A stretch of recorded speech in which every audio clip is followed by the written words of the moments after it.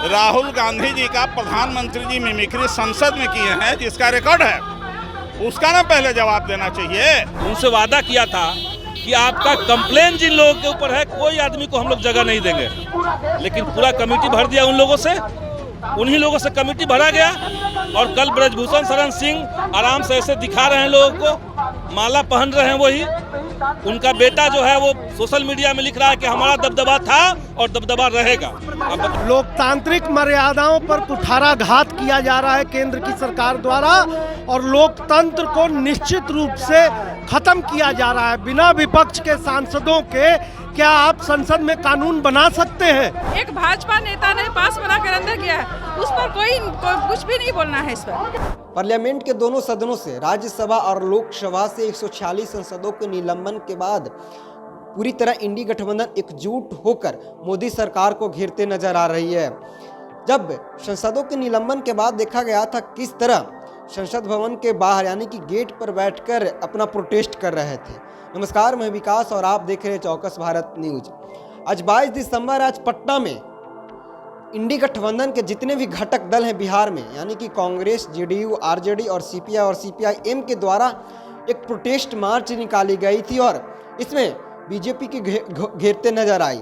सभी ने अपने झंडे तले सूर में सूर मिलाकर आगामी लोकसभा चुनाव 2024 में कैसे रणनीति तैयार करना है और कैसे बीजेपी को उखाड़ फेंकना है, पूरी तैयारी कर रही है। 146 सांसदों के निलंबन पर क्या कुछ इंडी गठबंधन के घटक दल के नेता बोल रहे हैं, एक एक करके आप पहले सुनिए।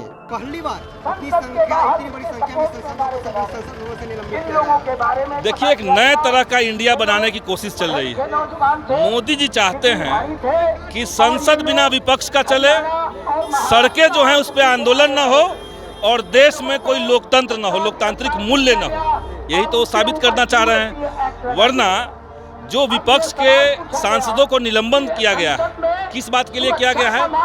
जिन लोगों ने लिखित में दिया है कि इस पर प्रधानमंत्री और गृह मंत्री का वक्तव्य चाहिए, बस लिखित आवेदन देने के लिए आपने उनको बाहर कर दिया। नहीं, सवाल ही नहीं उठता है। कहाँ अभद्र व्यवहार करेगा? तो चैनल सब जगह कैमरा लगा हुआ है ना।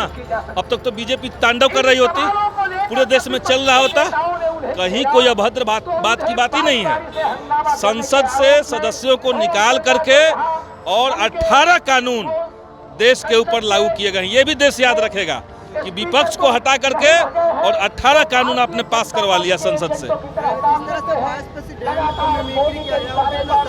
वाइस प्रेसिडेंट का मिमिक्री, कोई किसी का मिमिक्री करेगा तो समुदाय का अपमान हो जाएगा।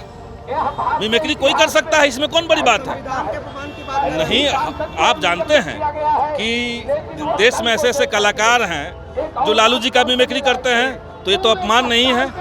नरेंद्र मोदी के लोग मिमिक्री करते हैं, अमिताभ बच्चन का मिमिक्री करते हैं, तो किसी ने अगर उपराष्ट्रपति का मिमिक्री किया, उसको आप जाट समुदाय से जोड़ दिए। और साक्षी मलिक, जो जाट समुदाय से आने वाली बेटी है, वो कल प्रेस कॉन्फ्रेंस करते हुए रोई, और जिसने देश को ओलंपिक मेडल ला करके दिया, वो साफ साफ करे कि जून में जब सरकार ने उनसे वादा किया था कि आपका कंप्लेन जिन लोगों के ऊपर है, कोई आदमी को हम लोग जगह नहीं देंगे, लेकिन पूरा कमेटी भर दिया उन लोगों से, उन्हीं लोगों से कमेटी भरा गया। और कल ब्रजभूषण शरण सिंह आराम से ऐसे दिखा रहे हैं लोगों को, माला पहन रहे हैं वही। उनका बेटा जो है वो सोशल मीडिया में लिख रहा है कि हमारा दबदबा था और दबदबा रहेगा। आप बताइए। मोदी है तो मुमकिन नहीं, ये ईवीएम है तो मुमकिन है। जिस दिन वो ईवीएम हटा करके चुनाव करवा लें, उनको किसी भी स्टेट में कोई वोट देने वाला नहीं। आपने बात छोड़ा तो उन्होंने तो कहा कि तेलंगाना में ईवीएम सही था और 3 राज्यों में गलत था। 3 राज्यों में सही था और तेलंगाना में सबसे लास्ट में आपका चुनाव हुआ है।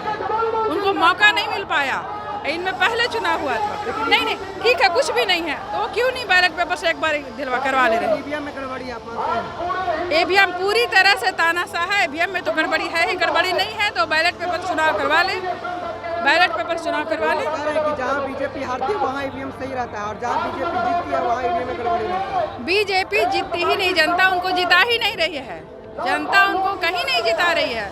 अभी भी जहाँ 3 राज्यों की जितने की बात करें, वहाँ वोट 10 ये कांग्रेस को ज़्यादा आया है। आप लोग तो पत्रकार हैं, जानते हैं, वहाँ कांग्रेस को वोट ज़्यादा आया है। बिहार की जनता और देश की जनता आ गई है। जो भी डेमोक्रेसी में विश्वास करने वाले लोग हैं आज सब रोड पर हैं और इसका विरोध जारी रहेगा। जो संसद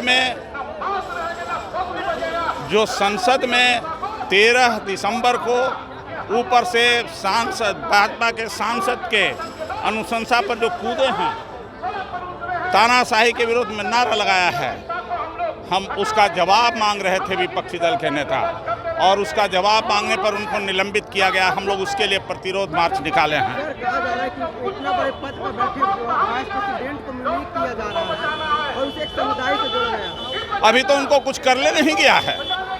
ये जो राहुल गांधी जी का प्रधानमंत्री जी मिमिक्री संसद में किए हैं, जिसका रिकॉर्ड है, उसका ना पहले जवाब देना चाहिए। अभी सर उनके द्वारा कहा जा रहा है कि 146 संसद में निलंबन हुए हैं, 2024 में 0 पे आ जाएंगे, निलंबन करने की बात ही नहीं है। नहीं, यही उनका चाल और चरित्र इससे दिखाई देता है। लोकतांत्रिक मर्यादाओं पर कुठाराघात किया जा रहा है केंद्र की सरकार द्वारा और लोकतंत्र को निश्चित रूप से खत्म किया जा रहा है। बिना विपक्ष के सांसदों के क्या आप संसद में कानून बना सकते हैं? क्या ये संभव है? लोकतांत्रिक मूल्यों पर कुठाराघात न करे और उसी के विरोध में पूरा विपक्ष, पूरा इंडिया गठबंधन एकजुट होकर पूरे देश भर में ये मार्च निकाला जा रहा है। तो आपने सुन लिया, सभी ने सूर में सूर मिलाते हुए कहा कि जब तक मोदी केंद्र में बैठी रहेगी तो न विपक्ष को सवाल करने देगी और न देश के मुद्दा को उठाने देगी। मोदी सरकार केवल अपना जो बात मन में आते वो करती है और जो संविधान में संशोधन करके बिल पास करवाती है। इन्होंने कहा कि अपने काबू के बल पर ओपोजिशन, जितने भी विपक्ष के सांसद हैं, उन्हें संसद से निष्कासित करवा रही है और जो मन में आता है वो सदन के भीतर कर रही है।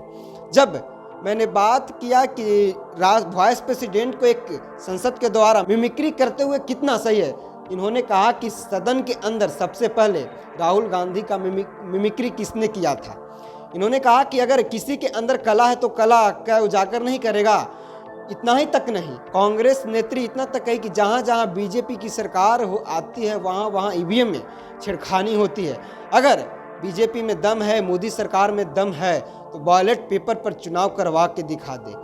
जहाँ अगर हम तेलंगाना की बात करें तो तेलंगाना में बीजेपी की दाल नहीं गली, यही कारण था कि वहाँ कांग्रेस सत्ता में आई। और अगर 3 राज्य की बात करें तो यहाँ बीजेपी ईवीएम में छेड़खानी की है, उसी से बीजेपी की दर्ज हुई है। आपने एक एक करके सभी इंडी गठबंधन जो बिहार में है उनका घटक दलों की बात सुनी थी। अपना सहमति, अपना कमेंट बॉक्स में रख सकते हैं। बहरहाल इस खबर में बने रहिए चौकस भारत न्यूज़ के साथ। धन्यवाद।